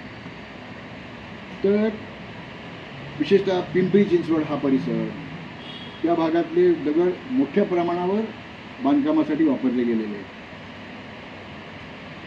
तसं वाघोली तिथे दगडाच्या खाणी आहेत आणि बांधकामासाठी जे दगड वापरले जातात तशासाठी ते प्रसिद्ध येतं. एकेकाळी वाघोली प्रसिद्ध होतं. वाघोली हे पिलाजीराव जाधवांचं गाव. हे कोण पिलाजीराव जाधव? तर बाजीरावाचे, हे थोरल्या बाजीरावांचे गुरु, सहकारी आणि चाकर अशा तिन्ही गोष्टींनी त्यांच्याशी संबंधित असणारे, बाजीरावांपेक्षा जवळजवळ 12-17 वर्षांनी ते वयाने जास्त असे ते पिलाजीराव जाधव होते. आणि बाजीरावांचं जे अधिकृत चित्र आहे, एकच चित्र उपलब्ध आहे, ते या पिलाजीराव जाधवांच्या वाघोलीच्या देवघरात ठेवलेलं होतं. त्याची पूजा, ते त्या देवघरात ठेवलेलं चित्र होतं, छोटं चित्र. आणि आणि काय पाना पटवर्धन, त्यांना पांडोबा पटवर्धन असं म्हणत असं, पुण्यात एक थोर इतिहास संशोधक होते, त्यांनी ते जाधवरावांकडनं बाईचं मंडळामध्ये आणलं. ते सुरक्षित ठेवलेलं आहे. आणि बाजीरावांचं जे टपाल तिकीट काढलं आहे त्याच्यावर त्याच चित्राचं चित्र, त्या बाजीरावांचं चित्र, आणि त्याच्याचवरनं हा शनिवारवाड्याचा पुढचा पुतळा आहे. तर थोडा बदल केला आहे, पण तसं तीच पोज त्याच्यामध्ये आपल्याला दिसतो. तर हे वाघोली हे दगडालॉजीच्या म्हणजे जिओलॉजीच्या लोकांना वेगळ्याच कारणासाठी माहिती आहे. त्या वाघोलीच्या खाणींमध्ये एक खनिज सापडतं. माझ्याकडे त्याचं स्पेसिमेन आहे. माझं जे जमलं तसं म्हणून एक पुस्तक आहे, आणि दुसरं आणखीन कुठलं तरी एक डोळस भटकंजी नावाचं पुस्तक आहे. त्या पुस्तकांमध्ये या स्फटिकाचा फोटो छापला आहे. जगामध्ये फक्त वाघोलीतच मिळणारं एक स्फटिक रूप आहे. त्याचं नाव आहे कॅव्हेन्साईट. ही नावं सोपी असतात, लक्षात घ्यायची आपण ती. Calcium, vanadium, silicate. कॅल्शियममधलं Ca, व्हॅनेडियममधलं Va, सिलिकेटमधलं Si, कॅव्हेन्साईट असं ते खनिज आहे. आणि अत्यंत उत्कृष्ट असा मोरपंखी निळा रंग त्याला. जगात वाघोलीशिवाय कॅव्हेन्साईट मिळत नाही. तर ते कॅव्हेन्साईट, आणि त्यातलाच एक उपप्रकार आपण म्हणू, तो वाघोलीत फार क्वचित मिळतो. त्याला पेंटॅगोनाईट असं म्हणतात. त्याचे स्फटिक लांबडे असतात. म्हणजे आपली पाटीवर लिहायची पेन्सिल असायची पूर्वी, तर त्याला कोन असायचे 3-4, तसे त्या याला आहे. पण ते नाही आहे, त्याच्याबद्दल बोलत नाहीत मी. पेंटॅगोनाईटबद्दल नाही आहे, कॅव्हेन्साईटबद्दल बोलतो. जगामध्ये इतरत्र कुठेही मिळत नाही असं एक खनिज त्या वाघोलीच्या दगडांच्या खाणीमध्ये मिळायचं. आता त्या भागात वस्ती झाली आहे, त्यामुळे खाण खणताना सुरुंगाचे स्फोट करावे लागतात, आणि मग त्या घरांना तडे जातात. त्याचा आवाजाचा त्रास होतो. नंतर ते खडी करताना त्याच्यात ती धूळ खूप उडते. धूळ म्हणजे दगडाची धूळ. त्यामुळे ते आता खाणी बंद केल्या. त्यामुळे आता ते मिळत नाही. पण हे सायकल घ्यायची, कुठे हिंडायला जायचं, त्यात त्या खाणीत गेलं. तिथे ते जे पातळवट होते त्याच्याकडनं एक मिळवला स्पेसिमेन. तो आहे माझ्या संग्रहात आहे, कॅव्हेन्साईटचा. अतिशय उत्कृष्ट मोरपंखी निळा रंग आहे. तर जगात कुठे मिळत नाही असं एक खनिज हे आपल्याकडे मिळतं. ते जे पेंटॅगोनाईट सांगितलं त्याचं आणि याचं केमिकल फॉर्म्युला तोच आहे. फिजिकल प्रॉपर्टीज वेगळे असल्यामुळे त्याचं ते लांबडी स्फटिक आहे, छोटे छोटे स्फटिक आहेत. तर पुण्यातलंच आहे. तर माझं असं म्हणणं की पुणे महापालिकेमध्ये जी आता नवीन इमारत झाली आहे त्याच्या दारावर त्याचा एक फोटो लावायला काय हरकत नाही की हे आमचं वैभव आहे, दगडाचं वैभव हे आहे आमचं. आता ते त्या खाणी परत सुरू करता येणार नाही आहे, कारण आजूबाजूला वस्ती आली आहे. त्यामुळे त्या खाणीत दगड का कुठच्याही नॅचरल सायन्सेसमध्ये काला उत्तर नसतं, कसंला उत्तर असतं. तर इथे नेमकं व्हॅनेडियम सिलिकेट आणि त्याचं अमालगमेशन कॅल्शियमशी झालं, म्हणून कॅल्शियम व्हॅनेडियम सिलिकेट इथे उपलब्ध व्हायला लागलं. मग आता सबंध पृथ्वीवर व्हॅनेडियम इथेच का आलं? पुन्हा आहे. तर असो. तर पुण्याची आणखी एक गंमत, गारगोटी म्युझियममध्ये आहे कॅव्हेन्साईटचं स्पेसिमेन आहे. आणि मक्खी म्हणून जे इथले जिओलॉजिकल सप्लायर आहेत त्यांच्याकडे मस्त स्पेसिमेन आहे. एवढा मोठा स्पेसिमेन आहे तो. मध्ये त्यांनी या पंडित नेहरू ते हे आहे ना हॉल, ते शेजारी रवी वर्मा दालन आहे त्यात तो प्रदर्शित केला होता. मोठा स्पेसिमेन आहे. भाल्यांकडे पण आहे ना? हां, भाल्यांकडे पण आहे. हे सगळे जिओलॉजिस्ट वाघोलीतनंच आणायचे. तर पुण्यात आता हे मी चोरलेलं आहे ते मी सांगतो. बालगंधर्वचं ज्यावेळेला उद्घाटन झालं त्यावेळेला पु ल देशपांडे भाषणाला आले होते. त्यांनी हे सांगितलं. तर पुण्यात हे एकमेव जगातलं असं स्मारक आहे की जिथे पुरुषी कोमलता आणि स्त्रीतलं शौर्य हे शेजारी शेजारी. हे माझं नाही आहे, पु ल देशपांडे म्हणाले का. तर बालगंधर्व रंगमंदिर आयुष्यभर ज्यांनी स्त्री भूमिका केल्या आणि जगप्रसिद्ध झाले ते बालगंधर्व म्हणजे राजहंस त्यांचं मूळचं नाव आडनाव. आणि झाशीची राणी, त्या झाशीच्या राणीच्या चौथऱ्यावर जी पाटी लावली ना त्याचा वाद सुप्रीम कोर्टापर्यंत गेला होता. आणि ॲज युजल तो विरुद्धच गेला निकाल. तिथे काय लिहिलं आहे, राणी लक्ष्मीबाई झाशीवाले. हां, तर त्या झाशीच्या राणी म्हणजे दामोदर त्यांचा जो दत्तक मुलगा होता त्याचा नातू, त्याचा पणतू तो कोर्टात गेला होता की आमचं नाव बदलायला महापालिकेला कोणी अधिकार दिला. त्यांचं आडनाव नेवाळकर होतं. हां, पण तो पणतू झाशीवालीच आडनाव लावतो. हां, तो म्हणाला नाही तिथे नेवाळकरच असायला पाहिजे. तर ते झालं नाही. पण तो असो, तो बाब वेगळा आहे. झाशीच्या राणीचा पुतळा हा स्त्रीमधलं शौर्य आणि बालगंधर्व हे पुरुषातली कोमलता दाखवणारं एकेकाळी ते एकाच प्रिमायसिसमध्ये होतं.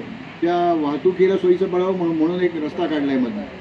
तर हे असं जगात कुठेही नाही, जगात कुठेही नाही, ते पुण्यामध्ये असतं.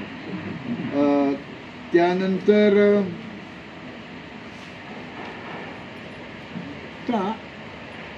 मी तर हां कुठलं ही जी म्हणजे ही जी संकल्पना आहे ती नाही का, हल्ली संकल्पना अमुक अमुक तसं ते संकल्पना पु ल देशपांडे, फक्त प्रेझेंट मी केलं तुमच्या पुढे. म्हणजे आता ज्यावेळेला पुणे नेचर नाही हेरिटेज वॉक्स घेतो त्यावेळेला तिथे लोकांना नेतो. हां तसंच म्हणजे, पण ही संकल्पना माझी नाही, ही पुलंची. तर असो, तर मी कॉलेजमध्ये तर बॉटनी शिकवलं. मग बोटॅनिकल काही गंमत आहे का पुण्यामध्ये? तर आहे. ज्याला आपण पुना हॉस्पिटल असं म्हणतो, तिथून विमलाबाई गरवारे शाळेकडे येणारा पूल आहे तो दुचाकीसाठीच आहे. त्याचं नाव चव्हाण पूल, यशवंतराव चव्हाण पूल. हां बरोबर ना, काय एस एन जोशी पूल, हां यशवंतराव चव्हाण पूल. तर मध्यंतरी म्हणजे 15-20 वर्षापूर्वी लकडी पुलावरनं दुचाकीनं परवानगी बंद केली होती. त्यामुळे मी महाविद्यालयात जाताना त्या टिळक चौकातनं म्हणजे अलका टॉकीज चौकातनं ह्या पुलावरनं कॉलेजला यायचो. तर एक दिवस मी येत होतो आणि मी कॉलेजला समजा माझा 12 वाजता तास असेल तर मी 11ला पोचलेला असायचो. तर म्हणजे खूप लवकर पोचायचो तिथे. तर त्या पुलावरून जाताना मला असा आवाज यायला लागला की कोणीतरी कुऱ्हाडीने झाड तोडत आहे. तर मग मी बघायला लागलो कुठे शक्यता आहे. तर ते ज्या बाजूने आवाज येत होता ते त्या पुलाच्या डाव्या बाजूला होतं. तर मग मी तिथे सायकल लावली, कुलूप लावलं आणि बघितलं. तर तिथे ज्याचा उल्लेख फ्लोरा बॉम्बे प्रेसिडेन्सी हा 124-25 वर्षापूर्वी लिहिलेल्या ग्रंथामध्ये ज्याचा उल्लेख आहे तो वृक्ष तोडला जात होता. आणि तोच त्याही वेळेला लिहिलं आहे की पुण्यात हा एकच वृक्ष आहे आणि अजूनही तो एकच आहे. तो आहे वाळुंज नावाचा वृक्ष. सॅलिक्स टेट्रास्पर्मा हे आमचं बोटॅनिकल नाव. हे सगळं मी परत सांगणार आहे तुम्हाला, फक्त मला नाव माहिती आहे, तुम्हाला आधी सांगितलं. त्या झाडाची साल, त्यामुळे त्याच नाही त्या जातीच्या झाडांची साल, त्याला विलो ट्री असं म्हणतात, हिमालयात खूप आहेत ते. तर त्या झाडाची साल काढायची, ती विशिष्ट प्रमाणात पाण्यात घालून उकळायची आणि तो जो काढा आहे तो ताप, अंगदुखी याच्यावर रामबाण उपाय म्हणून वापरला जायचा. सॅलिक्स झाडापासनं ते जे काही काढा अर्क मिळायचा त्यातलं जे थेराप्युटिक एजंट होता, ॲक्टिव्ह प्रिन्सिपल होतं, म्हणजे मेडिसिनली इम्पॉर्टंट कॉम्पोनंट होता, तो त्याला नाव द्यायला पाहिजे ना काहीतरी. तर याचं नाव सॅलिक्स म्हणून त्याला म्हणायला लागले सॅलिसिलिक ॲसिड. आणि आजही ॲस्प्रो आवेदन किंवा आणखीन जी काय असतील ती त्या सगळ्या औषधांमध्ये हे सॅलिसिलिक ॲसिडच असतं. फक्त आता ते सिंथेटिकली प्रिपेअर करतात, त्यामुळे झाडं तोडायची काही गरज राहिली नाही. पण पूर्वी त्या झाडाचाच त्या साली काढून त्याचा काढा घेऊन ते अंगदुखी, तापदुखी, डोकंदुखी आणि थोडासा असं काही जे काय असेल ते मायनर इलनेस ते बरं व्हायचे. आता या झाडावर, या एकट्या झाडावर पाऊण तासाची एक फिल्म तयार केलेली आहे. श्रीकांत इंगळहळ्ळीकर जे व्यवसायाने इंजिनियर आणि वनस्पती तज्ज्ञ, तर हे पुण्यात असं फार आहे बरं का की हे एक दुसऱ्याच याच्यात काहीतरी ते आता बघा ना, इथे औषधही आलेले आहेत. या बेसिकली कॉमर्स इकॉनॉमिक्स ना का तुझं, मग तुझं काहीतरी आहे, तू MA आहे, हिंदी आहे. हां, हिंदी. आणि ती त्या पुण्यातली कुठली झाडं ओळखतात हो, मला सुद्धा ओळखता येत नाही अशी. तर असं आहे पुण्यामध्ये, हे दिस इज पुणे. तर किंवा इवन इंगळहळ्ळीकर हे इंजिनियर आहे, पण आज बॉटनिस्टना जी झाडं ओळखता येत नाहीत, ज्यांचे त्यांच्याकडे फोटो नाहीत, ते सगळे इंगळहळ्ळीकरांकडे उपलब्ध होते. तर असे चाकोरी बाहेर गेलेले लोक, आमचे निनाद बेडेकर, ते बेसिकली इंजिनियर आणि त्यांना इतिहास संशोधक म्हणून मान्यता मिळाली. असं चाकोरी बाहेरचीच पुण्यात जास्त माणसं असतात, म्हणून तर झाशीची राणी आणि ते बालगंधर्व ते पुण्यातच आहे, फक्त चाकोरी बाहेरचं सगळं. तर या वाढवतात दुसरे ते वाढवण्याचे मार्ग आहेत का? हां, सांगतो ना, येतो ते. त्या पाऊण तासाच्या फिल्ममध्ये इंगळहळ्ळीकरांनी महाराष्ट्रात कुठे कुठे वाळूंज मिळतो त्याचा शोध घेतला. महाबळेश्वरला एक स्पॉट असा आहे की ते रस्त्याच्या एका बाजूला काही झाडं आहेत वाळूंची, दुसऱ्या बाजूला काही झाडं आहेत. आपण पुण्यावरनं साताऱ्याला जायला लागलो की पुणे जिल्हा जिथे संपतो ती नीरा नदी आहे, तर तिथे एक बोट क्लब पण काढला होता कोणतरी मध्ये. तिथे वाळूंची खूप झाडं आहेत. आपण जर वाईच्या जवळ जर मेणवलीला गेलो तर मेणवलीच्या त्या कृष्णेच्या काठावर बरीच वाळूंची झाडं आहेत. पण पुण्यामध्ये एकच वाळूंचं आहे आणि त्याची नोंद या फ्लोरा बॉम्बे प्रेसिडेन्सीमध्ये त्या थिओडोर कुकने घेतलेली आहे. तो असं म्हणतो की ही दुर्मिळ झाड आहे, असं त्यांनी लिहून ठेवलं आणि खरंच दुर्मिळ आहे, एकच आहे. तर हा नरवृक्ष आहे. याच्यात नर वृक्ष वेगळे, मादी वृक्ष वेगळे. आणि याला आता हे हवामान बदलामुळे काही फरक पडू शकतील, तर नोव्हेंबरच्या पहिल्या पंधरवड्यामध्ये हा सबंध वृक्ष फुललेला असतो.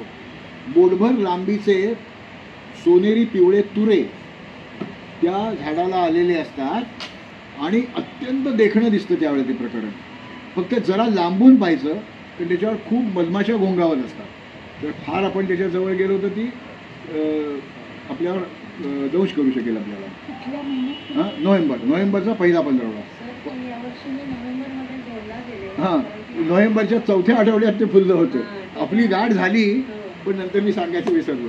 पण ते नोव्हेंबरच्या चौथ्या आठवड्यात हवामान बदलामुळे जे काही पुढे मागे होत आहे ना, आता सर्वसाधारणपणे एप्रिल एंड किंवा मे मध्ये भावा फुलायला लागतो. यावर्षी तो फेब्रुवारी अखेरीनच फुलला आहे. हे जे बदल होत आहेत हे, पण मी अनेक वेळा माझ्याकडे त्यांचे फोटो पण आहेत किंवा आमच्या TYच्या विद्यार्थ्यांना घेऊन जायचो मुद्दाम मी, चला आज आपण दुर्मिळ झाड पाहायला जाऊया, त्यांचे दाखवायचो. तिथे माझे एक मित्र आहेत सचिन पुणेकर म्हणून, उत्तम बॉटनिस्ट आहेत, डॉक्टर आहेत, ते PhD आहेत. आणि त्यांनी तिथे एक फलक लावला की सॅलिक्स टेट्रास्पर्मा वाळुंज आणि त्याची 2 किंवा 3 ओळीमध्ये माहिती. आणि पुण्यातलं हे दुर्मिळ आहे. म्हणजे असं त्या मोठ्या लोकांच्या घरांवर ते नील फलक लावतात, तसं या पुणेकरांनी हरित फलक लावले अनेक झाडांवर. तर त्याला व्यवस्थित चांगली लाकडी फ्रेम बीम करून ते पत्र्याचं ते त्याच्यावर करून त्याचा फोटो घातला होता त्याचा आणि लिहिलं होतं फ्लॉवरिंग इन नोव्हेंबर असंही त्यात लिहिलेलं होतं. पण कुठल्या तरी भंगारवाल्याने तो घेऊन गेला तो किंवा लाकडासाठी कोणतरी नेला असेल तर तो बोर्ड आता तिथे नाही आहे. तर त्याची सॅलिक्सची जी पानं आहेत ते वर्णपान हिरवट दिसतं आणि मागच्या बाजूनी ते पांढरट दिसतं. तर हे त्याचं आणि त्याची कातर कड आहे म्हणजे अशी अशी अशी अशी ती करवतीसारखा काठ असतो, टोचत नाही ते मऊच असतं. तर ओळखायला कधी ते 2-4 झाडं आहेत त्यामुळे कुठलं पान असं लांबट असतं पान. पण नोव्हेंबरमध्ये तुम्ही जर गेलात तिथे तिथे फुलावरून तुमचं ते लक्ष देईल. तर एकदा का हां ते तुम्ही सांगाल कॉलेजमध्ये येत होते मी ते झाड तोडल्याचा आवाज येत होता त्यावेळेला हा नदीकडचा रस्ता करण्याचं काम चालू होतं. तर तिथे एक अत्यंत पलीकडे उंचवटा होता, तिथे सभ्य माणूस बसला होता, चट्टेरी पट्टेरी टी शर्ट होता, गळ्यात रुमाल होता, अशी ती जाड ती काय ब्रेसलेट असं ते बरं सगळं म्हणजे व्यवस्थित ओळखता येईल त्या सभ्य माणूस. पानाचा तोबरा होता तोंडामध्ये. तर मी ते कुलूप लावून त्या म्हणजे आत्ता जे सावरकर सभागृह झालं आहे त्याच्यात तिथनं एक पाऊलवाट खाली उतरायची त्या आता नाही येते. तिथून मी खाली उतरलो आणि म्हटलं साहेब तो झाड तोडतोय तुम्ही असं बघितलं. मग नाही ते झाड शापित आहे. या जातीचं झाड जर कोणी तोडायला सांगितलं किंवा तोडायला लागलं त्याच्या घरामध्ये मृत्यू होतात, अपघात होतात, आजारपण येतात. तुमच्या घरात हे व्हावं असं मला वाटत नाही. तर तिकडे फिरकायचं नाही त्या बाजूला. तर त्याची एक फांदी तोडलेली आहे बरं का, ती 2 ते बायफर्केट झालेलं होतं, एक फांदी तोडलेली आहे. तर मी खोटं बोलून एका झाडाचे दुर्मिळ झाडाचे प्राण वाचवले. टाळ्या वाजल्या की थांबायचं असतं ना पुण्यामध्ये. तर असं हे पुण्याचं वैभव आहे. अशी दुर्मिळ झाडं आपल्याला माहिती पाहिजे. तसं त्या टिळक रोड इंग्लिश स्कूलच्या समोरच्या त्या काय तो रस्त्याचं नाव विसरलो, पंतांच्या गोटामध्ये जो रस्ता होतो तिथे एक ऑस्ट्रेलियन चेस्टनटचं झाड आहे, पुण्यात एकच आहे. तर तेही खूप महत्त्वाचं आहे. त्याला तिथल्या लोकांनी धुणा वाळ्यात घालायला अशी तार बांधून ठेवली होती. मी म्हटलं तुम्हाला मी स्टँड आणून देतो, तुम्ही हे दुर्मिळ झाड आहे त्याला असं ते हे आलं म्हणजे वळ उठलाय बघा त्याच्या साधारणपणे आपल्या एवढ्या उंचीवर. तर त्या बाईंनी ऐकलं ते, म्हणजे स्टँड नाही दिला मी, पण त्याने ते दोरी सोडली, दोरी नाही ती तार बांधली होती ती सोडली आणि वाचलं झाड ते. तर आपलं वैभव पुणे म्हटल्यानंतर काय आहे हे आपल्याला माहिती असायला हवं. आता ऑस्ट्रेलियन चेस्टनट ते त्या पंतांच्या गोटात जायला लागलं. पूर्वी लाटकरांचा इकडे मला तर प्रेस कल्पना मुद्रणालय त्याच्या अपोजिट ते आहे. आता ते कल्पना मुद्रणालय नाही आहे मला वाटतं. पण तिथे दुर्मिळ झाड विचारा तुम्ही, ते सगळ्या लोकांना माहिती आहे. ते मी लोकांना घेऊन जातो तिथे, मग ते ती गर्दी जमते, मग लोक आमच्या मागे बघायला येतात. तर ते दरवर्षीच माहिती सांगतो ना, मग ती जातात नंतर. तर बिया फांद्या वगैरे नाही ना, आपल्याकडे जर्मिनेट होत नाही. ते आणलं कोणी माहीत नाही. आता अशी पुण्यात तर या झाडांबद्दल इतकी गंमत सांगण्यासारखी आहे. वैशाली हॉटेल त्याचा जो बोर्ड आहे म्हणजे बंगला होता पूर्वी, त्याच्यावर वाय निस वाय नॉस असं लिहिलं होतं. अनिस अनोस त्याचा जो फ्रेंच शब्द आहे काहीतरी. तिथे एक अत्यंत उत्कृष्ट भावा होता. त्याचंच रँगलर परांज त्यांचं घर. तर त्या बंगल्यामध्ये एकदा असंच मी कॉलेजमधून निघालो, म्हणजे आज परांज त्यांच्या घरी जायचं. तेव्हा रँगलर परांज नव्हते, त्यांची मुलगी होती.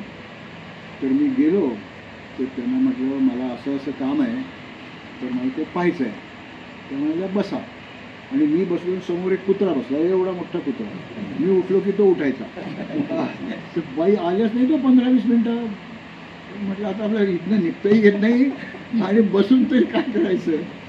थोड्या वेळाने त्या परांजपे आल्या आणि त्यांनी एक ताटली आणली होती, तर 4 सीताफळं होती. मी म्हटलं नाही मला नुसतंच पाहायचं होतं.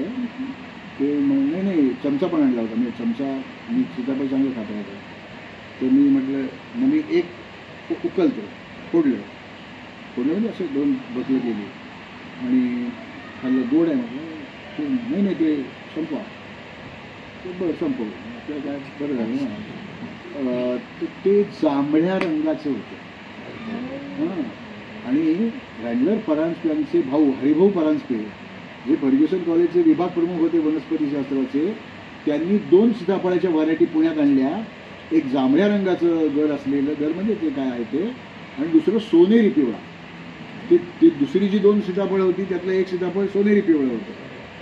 तर आता ते गेली झालं ती तिथे काहीतरी पत्रे लावलेत नाही, बहुतेक काहीतरी विकसन होणार असेल तसं. तर असो, ते झाडांबद्दल नाही सांगत मी आता काही. आता आपण आणखीन परत काही शतकं मागे जाऊया, 1000 वर्ष. हो हो हो हो नाही, ते गेलं तिथे काहीतरी. आता ते बोका का असं काहीतरी दुर्मिळ आहे, आणि ते खरं सिंधुदुर्ग जिल्ह्यात जास्तीत जास्त मिळतात सुरंगीची झाडं. ते एकच होतं तिथे, गेलं. तिथे जर ती ग्रीन प्लेट लावली असती तर कदाचित वाचलं असतं. होती आपण काय म्हणतो,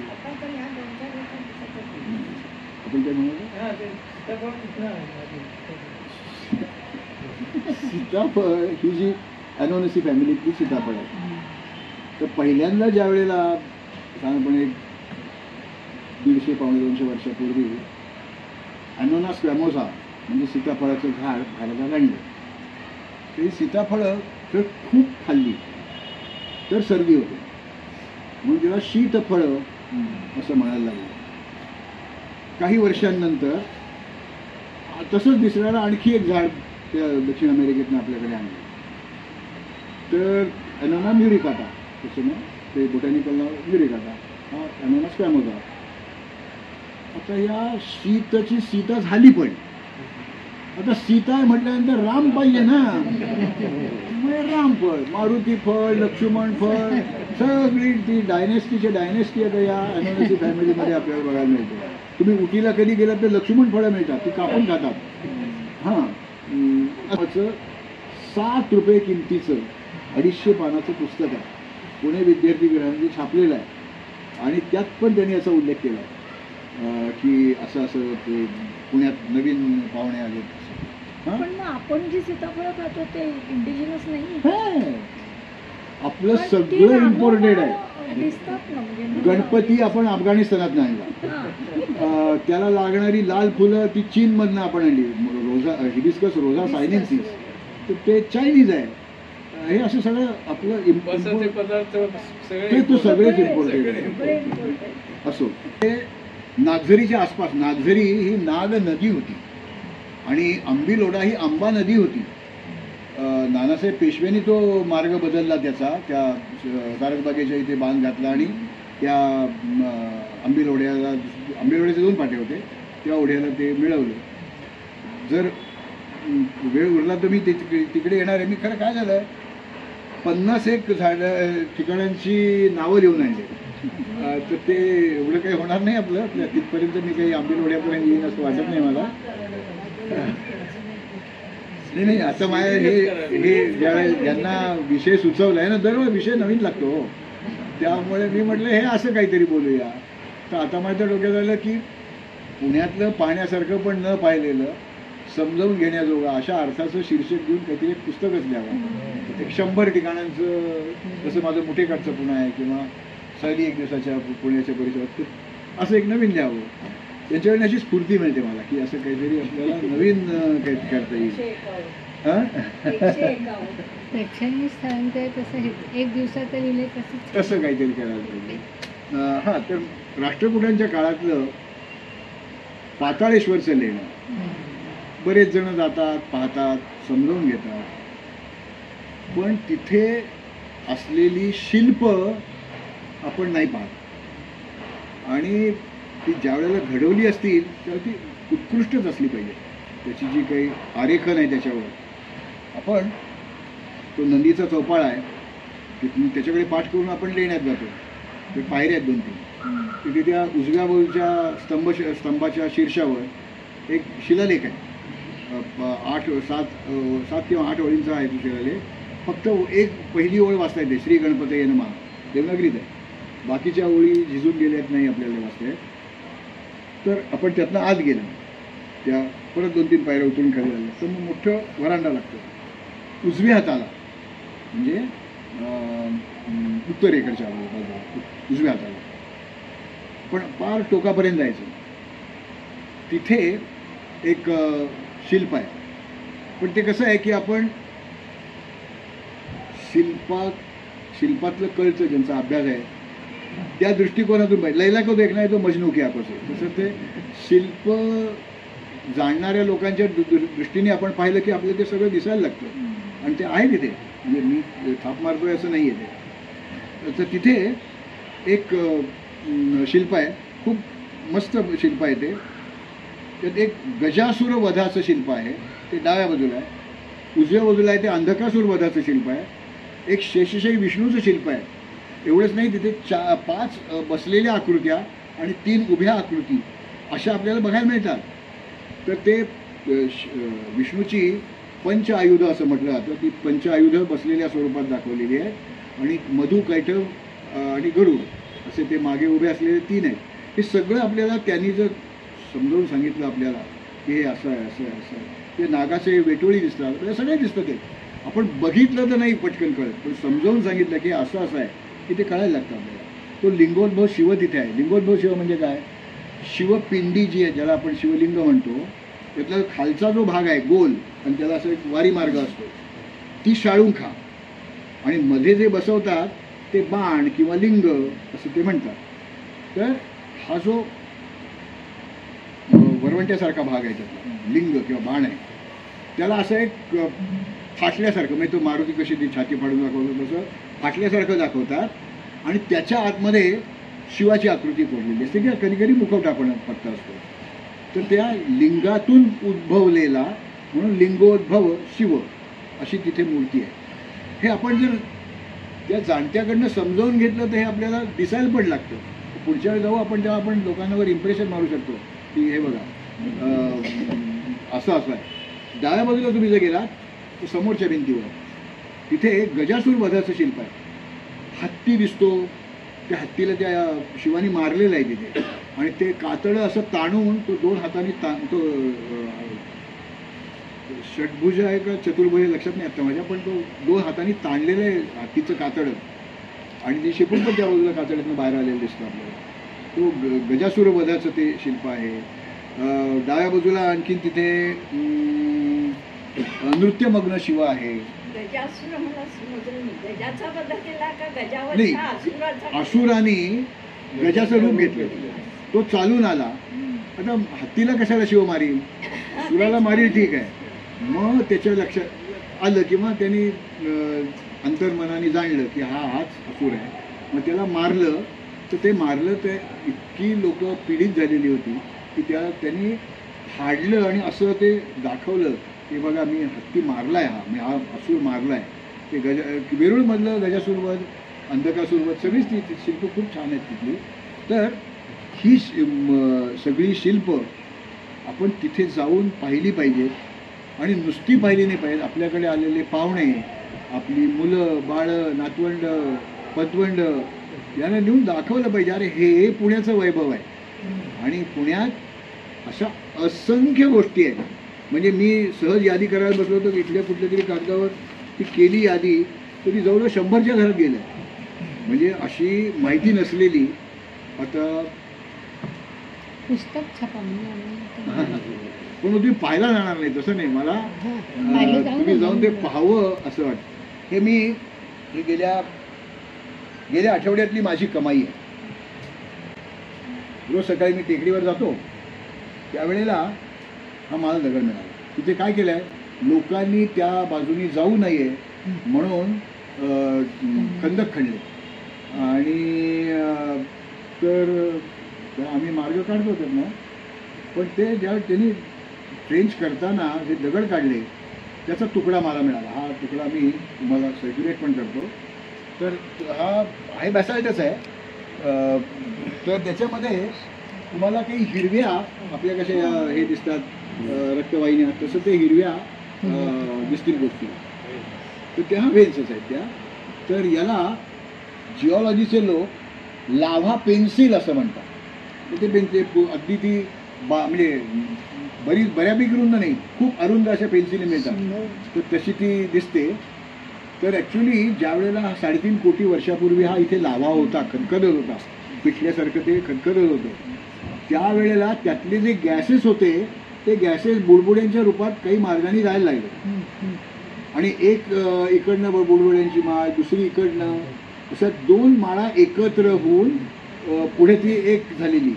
असं खूप दुर्मिळ आहे. लावा पेन्सिल्स खूप ठिकाणी मिळतात, पण या दगडामध्ये त्या 2 बुडबुड्यांच्या माळा एकत्र होऊन ते वर पुढे चाललेलं आहे. त्याचं ओरिएंटेशन त्या दगडातलं बघितलं की आपल्याला एकाच्या 2 कशावरून नाही झाल्या, तू काय राजकीय पक्ष आहेत? तर तसं नाही, हे 2चं 1 झालेलं आहे. आणि ते दिसतं आपल्याला. त्या बुडबुड्यांच्या माळांमध्ये कॅव्हिटी तयार झाल्या, तिथेच राहतो तोपर्यंत लावा. आणि मग त्यात काही सेकंडरी मिनरल्स, ज्याला सिलिकेट्स आम्ही म्हणतो, ती सिलिकेट्स आत इम्प्रिग्नेट झाली. तर ती जी हिरवी किंवा निळी काय जो रंग म्हणायचा असेल तो, ती वरच्या बाजूने जर पाहिलं जिथे तुटली आहे तर तुम्हाला ते स्फटिक पण दिसतात, सिलिकेट्स आहेत. तर हे रोज मी त्या रस्त्याने जात होतो, पण त्या जमिनीत हे असं काही आहे म्हणजे मला 2 एकत्र होऊन पुढे गेलेलं हे ते मी सहज जाता मी पटकन वाकलो. तर माझ्याबरोबर माझे घोरपडे म्हणून मित्र आहेत, ते म्हणले सर काय झालं, क्रॅम्प बिंप आला का पायात? नाही म्हटलं ते बघा ना काय गंमत आहे. मग ते दाखवलं. ठीक आहे, घोरपडे मॅडम आहेत म्हणून मी मुद्दाम सांगितलं बरं का. कुठल्या टेकडी? ही म्हणजे फर्ग्युसन टेकडी. त्या फर्ग्युसन टेकडी तर अफलातून प्रकरण आहे ते. किमान ती टेकडी पाहायला 1.5-2 तास लागतात. आणि तिथे सांस्कृतिक घटना घडल्या आहेत, ॲडव्हेंचर स्पोर्ट्स तिथे खाण आहे. हे पुण्यातले जे सगळे एव्हरेस्टर्स आहेत या उषाताईंच्या गिरीप्रेमीतले, हे सगळ्यांची ती रियाजाची जागा आहे. तिथे पिन शोल्ड्स किंवा असे ते घेऊन ते सराव करतात मंडळी. तिथे कवी कट्टा आहे, कवी कातळ आहे, असं बऱ्याच गोष्टी आहेत. त्याच्याबद्दल हां गोखल्यांनी तिथे घेतलं ते बघायला आपण जात नाहीत लोक त्या तिकडे. आणखी गंमत झाली. आता याच्याबद्दल मला कन्फर्मेशन नाही मिळालेलं, पण मी प्रयत्न करतोय. म्हणजे आजच सकाळी त्या गोखले इन्स्टिट्यूटचे जे कुलगुरू आहेत डॉक्टर रानडे, ते परिचित आहेत माझ्या. तर आज सकाळी आम्ही भेटलो, तेव्हा मी त्यांना हा सकाळीच प्रश्न विचारला होता की बरोबर आहे का. ते म्हणजे मी शोधतो, पण मी सांगतो तुम्हाला. तर एक दिवस साने गुरुजी हे तिथल्या हॉस्टेलमध्ये राहत होते, गोखले इन्स्टिट्यूटच्या हिंद सेवक समाजाच्या हॉस्टेलमध्ये राहत होते. एक दिवस रात्री ते अस्वस्थ झाले आणि त्या रूम पार्टनरला सांगितलं मी आता टेकडीवर जाऊन बसतो. वर गेले म्हणजे टेकडीवर गेले. जाताना कागद पेन्सिल घेऊन गेले होते आणि तिथे त्यांना एक काव्य स्फुरलं, बलसागर भारत हो. हे जे रचना आहे ती त्या गोखले स्मारक स्तंभाशी त्यांनी बसून रचलेली आहे. तुम्ही आजच रानड्यांना सकाळी विचारलं की याच्याबद्दल मला कन्फर्मेशन पाहिजे की ते नेमके किती साली राहत होते आणि मग ती कविता केव्हाची आहे ते आपल्याला मला शोधता येईल. तर असं एखादं स्फूर्तिगीत पुण्यातल्या एखाद्या ठिकाणी जर ते निर्माण झालं असेल तर ती जागा आपल्या दृष्टीने महत्त्वाची आहे. म्हणजे त्याला एक आपलेपणाचे भावबंध आहे. आता थोडासा विषय असं बाजूला गेलो मी, पण तरी सुद्धा एक तुम्हाला मी त्याच्याबद्दलही सांगतो. आपण ती गोखले इन्स्टिट्यूटच्या तिकडनं म्हणजे IMDR आणि गोखले मधनं जो बोर्ड आता तो खणून ठेवला आहे बरं का, ते उड्या मला द्यायला लागतो. पण तिथनं जर आपण गेलं पुढे तर तिथे आता एक मोठं काहीतरी बांधकाम होणार आहे. आता पाण्याची टाकी होणार आहे का कोणाचा बंगला होणार आहे माहीत नाही मला, पण तरी काहीतरी बांधकामं पत्रे लावलेले आहेत. पूर्वी ते पाण्याची टाकी होती. तर तिथनं आपण थोडं पुढे गेलं की एक टप्पा येतो. तिथे हा 3-3.5 कोटी वर्षापूर्वी लावा थिजत असताना त्याच्यात असे रोपी लावा म्हणजे एखादी दोरखंडाची चुंबळ जर खाली टाकली तर ती जशी दिसेल तशी ते लावा टंग्स या तिथे आपल्याला दिसतात. तर रोपी लावा तिथे बघायला मिळतो आपल्याला. आणखीन थोडं वर गेलं की उजव्या हाताला एक छानपैकी झाड आहे, मोरिंगा सिट्रिफोलिया नावाचं, नोनी किंवा त्याला बारतोंडी त्याचं नाव. तर ते झाड फार आत्ता त्याला सुवासिक फुलं आहेत, ती बारतोंडी येतात. नोनी कुठल्याही रोगावर उपचार होतो असं ते म्हणतात. तिथलं थोडं पुढे गेलं की डाव्या हाताला असा एक खड्डा आहे अर्धवर्तुळाकृती. तर तो रवी किरण मंडळाचा कातळ कट्टा आहे, कवी कट्टा आहे. आणि तिथे त्या ठिकाणी बसून पुण्यातले त्यावेळेचे काही किंवा मराठीतले त्यावेळेचे प्रथित यश असे कवी, मग त्याच्यामध्ये माधव ज्युलियन होते जे मराठीतले पहिले डिलीट मिळवणारे. फर्ग्युसन कॉलेजमध्ये नंतर विलिंग्डनला पण प्राध्यापक होते. कवी गिरीश म्हणजे शंकर काशीनाथ कानेटकर, त्यानंतर गत्रम माडखोलकर, कवी यशवंत म्हणजे यशवंत पेंढरकर, त्यानंतर दिवाकर म्हणजे शंकर काशीनाथ गर्गे, द ल गोखले, त्यानंतर श्रीबा रानडे आणि मनोरमाबाई रानडे. तर ही सगळी कवी मंडळी, ते पलीकडे रानडेंचा बंगला होता, हे रानडे ते रानडे वेगळे आहेत बरं का. तर त्या रानडेंचा बंगला होता, तर हे संध्याकाळी कवी सगळे जमायचे आणि मग मला आज झालेली कविता ती वाचून दाखवायची, त्याच्यावर चर्चा करायची. तर त्या मनोरमाबाईंनी ते रोज चहा द्यायला ते म्हणले इथे नाही जमायचे, टेकडीवर जाऊ. आणि ते टेकडीवर तो कवी कट्टा त्यांनी सुरू केला आणि साधारणपणे सूर्यास्ताच्या सुमारास ती मंडळी तिथे जायची. त्यांना रचले नवीन झालेल्या कविता किंवा जुन्या दुसऱ्या कोणाच्या कवितांचं ते कवितांचं जाहीर अभिवाचन त्या ठिकाणी केलं जायचं. आता मी गेल्या आठवड्यातच त्या रस्त्याने गेलो होतो एकदा, तिथे असं दोन्ही बाजूनी ते पक्की मारली आहे, म्हणजे बहुतेक तो काचळ कट्टा त्या रस्त्यात जाणार आहे. कशावर रस्ता करायचा टेकडीवर माहीत नाही मला, पण असं त्या अनंत गोष्टी तिथे आहेत. आणि जिओलॉजिकल तर इट्स अ वंडर. आणि सुदैवाने फर्ग्युसन कॉलेजमध्ये जिओलॉजी शिकवलं जातं, भूशास्त्र शिकवलं जातं, मग त्यांना ही प्रयोगशाळा शेजारीच आहे. असो, तर अशा खूप गोष्टी सांगण्याजोग्या होत्या. मी त्यातल्या थोड्याशा सांगायचा प्रयत्न केला. तुम्हाला जर काही कोणाला त्यात खोट काढायची असली तर माझी काही हरकत नाही, नाही तर मग आपण आज इथे थांबायला